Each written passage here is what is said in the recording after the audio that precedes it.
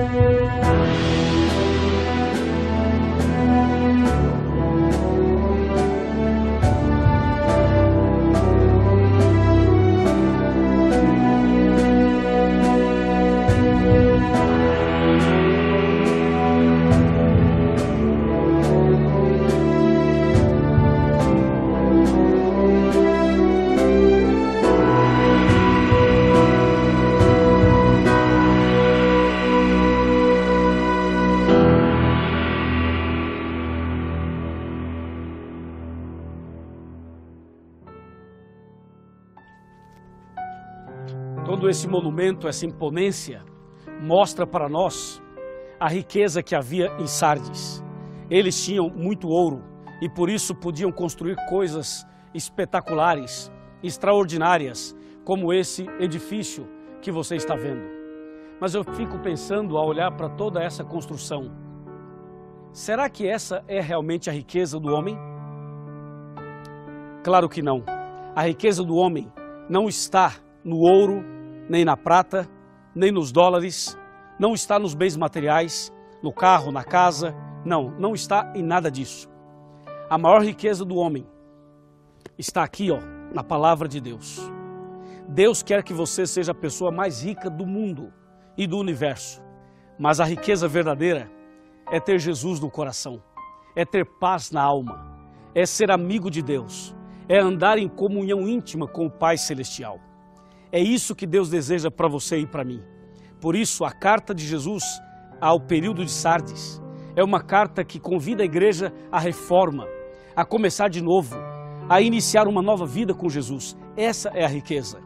Aqui no livro do Apocalipse, capítulo 3, versos 1 e 4, está escrito: ao anjo da igreja em Sardes escreve: estas coisas diz aquele que tem os 7 Espíritos de Deus e as 7 estrelas. Conheço as tuas obras, que tens nome de que vives e estás morto. Verso 4.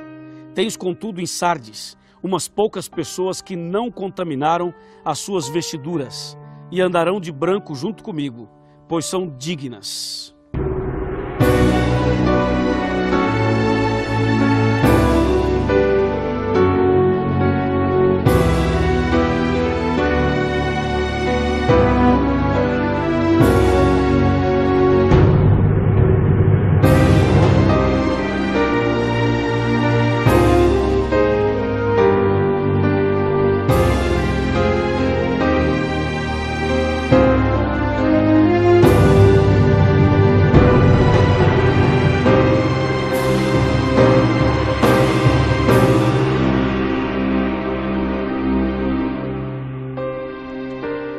Na verdade, esse texto que eu acabei de ler, de Apocalipse capítulo 3, versos 1 e 4, eles são mais profundos do que a gente pode imaginar. Eu queria ler com você mais alguns textos da Bíblia, mas antes eu quero lembrá-lo de uma coisa muito importante. você precisa acompanhar o raciocínio das 7 igrejas. Quando Jesus fala sobre as 7 igrejas, ele está falando de 7 fases da igreja, ou seja, da igreja cristã. Então, você lembra comigo, quando nós falamos de Éfeso, representa o primeiro período do cristianismo, do ano 31 até o ano 100. Quando falamos de Esmirna, falamos do segundo período da igreja cristã, ou seja, o primeiro e o segundo foram períodos em que a igreja conseguiu manter a firmeza espiritual e doutrinária. Ou seja, Éfeso e Esmirna representam 2 períodos do cristianismo em que o povo de Deus segurou firme os princípios da palavra de Deus. Mas quando chegamos em Pérgamo e Tiatira, a Bíblia diz que o diabo colocou o seu trono no meio do cristianismo. Ou seja, o inimigo misturou a verdade com a mentira. Entende? Então, quando falamos em Pérgamo e Tiatira, estamos falando de um momento triste, de um momento difícil, de um momento de tribulação e até de perseguição. Esses 2 últimos períodos que eu mencionei, como Pérgamo e Tiatira, foram períodos em que as verdades bíblicas foram jogadas por terra. E finalmente chegamos a Sardes. Sardes é aquele momento em que Deus começa um processo de restauração, em que Deus começa um processo para levantar, para restaurar, para erguer aquilo que foi jogado por terra. E por isso Deus levanta um povo. Na verdade, o povo de Deus sempre existiu. O povo de Deus existe desde Adão e Eva, essa é a verdade. Mas em Sardes, nós encontramos o episódio bíblico e histórico do surgimento do movimento protestante. Por que eu digo bíblico? Porque a própria carta fala a respeito disso. O texto que eu havia lido, vou ler outra vez. Apocalipse 3, verso 4. Tens, contudo, em Sardes umas poucas pessoas que não contaminaram suas vestiduras e andarão de branco junto comigo, pois são dignas. Então você vê, nessa carta Jesus fala de um grupo de pessoas que conseguiram manter a firmeza na fé. Então Deus sempre teve um povo fiel. E é justamente nesse período de Sardes, no ano de 1517, para ser mais preciso, dia 31 de outubro, foi que Martinho Lutero se levantou em nome do Senhor e deu início a esse processo de reforma. Mas ouça bem, eu falei processo, porque a reforma continua até hoje. Deus está reformando e restaurando as verdades na vida, no coração das pessoas até hoje. E esse processo vai terminar exatamente quando Jesus voltar. Agora, a Bíblia, quando fala aqui que Deus tinha em Sardes pessoas que não se contaminaram, é porque Deus está falando realmente de que ele tem um povo na terra. E Martinho Lutero, quando se levantou lá na Alemanha, em Wittenberg, e colocou na porta da igreja as 95 teses da justificação pela fé, Martinho Lutero estava sendo usado por Deus para fazer cumprir uma profecia bíblica. A profecia que está, por exemplo, em Isaías, capítulo 58, versículo 12. O profeta Isaías, falando sobre esse processo de restauração, ele escreveu o seguinte, eu vou ler com você, Isaías capítulo 58, verso 12, que diz assim: os teus filhos edificarão as antigas ruínas, levantarás os fundamentos de muitas gerações, e será chamado reparador de brechas e restaurador de veredas, para que o país se torne habitável. Pois é, assim o período de Sardes é esse momento de reforma, é esse momento em que o povo de Deus, que estava num processo de perseguição, agora começa a passar por um processo de restauração.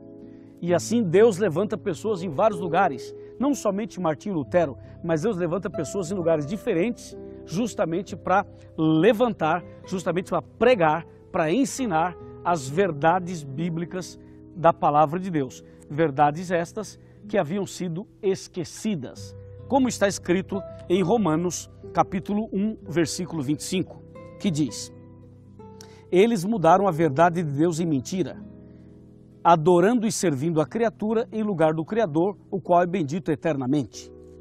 Assim começou, na verdade, o procedimento de Deus, a mão de Deus, o poder de Deus movendo-se sobre pessoas, homens e mulheres em lugares diferentes para que pudesse restaurar a verdade. Quando nós falamos em processo de restauração de verdade, nós temos que lembrar de 5 aspectos bíblicos. Por exemplo, o primeiro é Deus, o segundo Jesus, o terceiro o Espírito Santo, o quarto é a Bíblia Sagrada e o quinto os 10 mandamentos. Durante a Idade Média, durante o período de Pérgamo e Tiatira, as verdades bíblicas, especialmente essas 5 colunas, foram jogadas por terra. E no período de Sardes começa o processo de restauração, ou seja, só Deus deve ser adorado, Jesus é o nosso único intercessor e mediador, o Espírito Santo é verdadeiro e devemos crer e aceitar a obra do Espírito Santo, a Bíblia Sagrada deve ser aceita como ela é, ou seja, sola Escritura, devemos crer na Bíblia Sagrada como a única palavra e a única regra de fé e prática para o cristão, e finalmente os 10 mandamentos que devem ser obedecidos e praticados como aparecem em Êxodo, como se confirma em João 15, verso 10, João 14, 15, Apocalipse 14, 12 e Apocalipse 12, 17. Então Sardes é esse período que Deus começa a levantar o seu povo para restaurar, para reformar os princípios da palavra de Deus. Diante disso, eu convido você a voltar para Apocalipse 3, versículo 5, para você entender a promessa de Deus para aqueles que aceitarem a mensagem verdadeira da palavra do Senhor. Apocalipse 3, verso 5. O vencedor será assim vestido de vestiduras brancas, e de modo nenhum apagarei o seu nome do livro da vida. Pelo contrário, confessarei o seu nome diante de meu Pai e diante dos seus anjos. Verso 6. Quem tem ouvidos, ouça o que o Espírito diz às igrejas. Perceba que nesse versículo, Jesus fala, quem vencer vai ser vestido de vestiduras brancas. E a Bíblia continua dizendo o seguinte, de modo nenhum apagarei o seu nome do livro da vida. Então Jesus, ele está destacando a importância da pessoa ser fiel aos verdadeiros princípios doutrinários da Bíblia. Sabe o que acontece? Até hoje, existem pessoas que não conseguem entender os princípios doutrinários da Bíblia. Existem doutrinas que até hoje as pessoas ignoram, elas desconhecem. Vou citar para você algumas dessas doutrinas. A doutrina do santuário. Muita gente até hoje não conhece essa doutrina. Uma outra, a justificação pela fé, que foi a razão pela qual Lutero se levantou. Até hoje muitas pessoas não sabem o que é justificação pela fé. Se eu falar, por exemplo, para você sobre os 10 mandamentos e perguntar a você quais são os 10 mandamentos, me fala aí um por um. Você vai perceber que muitas pessoas não sabem quais são os 10 mandamentos. Se eu perguntar a você, por exemplo, me fale sobre a volta de Jesus, o milênio e o novo céu e a nova terra, haverá muitos conflitos, muitas distorções, ideias diferentes. Se eu perguntar a você, me fale sobre a temperança cristã, você vai notar que, hoje em dia, muitos princípios bíblicos, doutrinários, profundos e verdadeiros, as pessoas desconhecem. Sabe por quê? Porque no período de Pérgamo e Tiatira, essas verdades foram jogadas por terra. Mas no período de Sardes, começa a restauração. E essa restauração acontece até hoje. Por exemplo, eu estou aqui pregando para você, para que aconteça a restauração da verdade no seu coração. Por quê? Porque hoje muitos evangélicos, protestantes e até mesmo católicos desconhecem esses princípios. Porque no período da perseguição, isso foi jogado por terra e eles pisaram. E as pessoas simplesmente não estudam a Bíblia.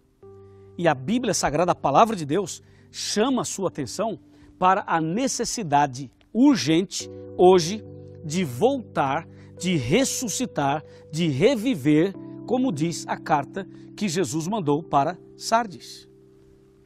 Você lembra que o verso 1, capítulo 3, verso 1 diz assim: eu conheço as tuas obras, que tens nome de que vives e estás morto. Então até hoje tem muita gente que se diz cristã, que se diz evangélica, que se diz servo de Deus, tem nome de que vive, está com a Bíblia na mão, vai à igreja, canta, ora, mas está morto. Por quê? Porque não conhece as verdades bíblicas. As verdades bíblicas estão mortas no coração das pessoas. E pode ser que isso esteja acontecendo com você, meu amigo, com você, minha amiga. Deus deseja que você seja um vencedor.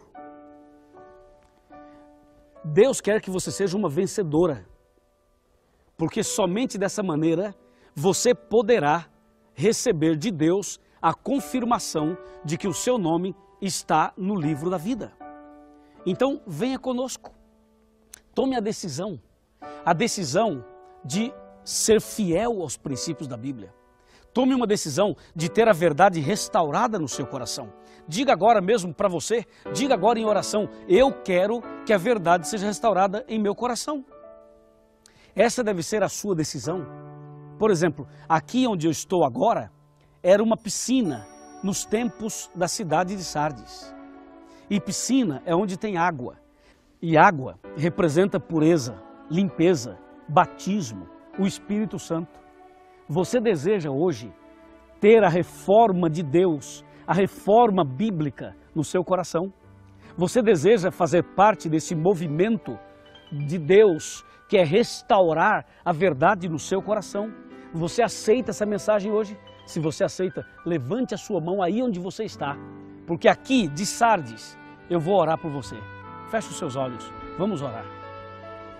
Senhor, nosso Deus e nosso Pai, obrigado porque essa pessoa deseja a reforma, a restauração, deseja recomeçar, deseja nascer de novo, deseja ser purificada, deseja ser rica da maior riqueza de todas, que é ter Jesus no coração.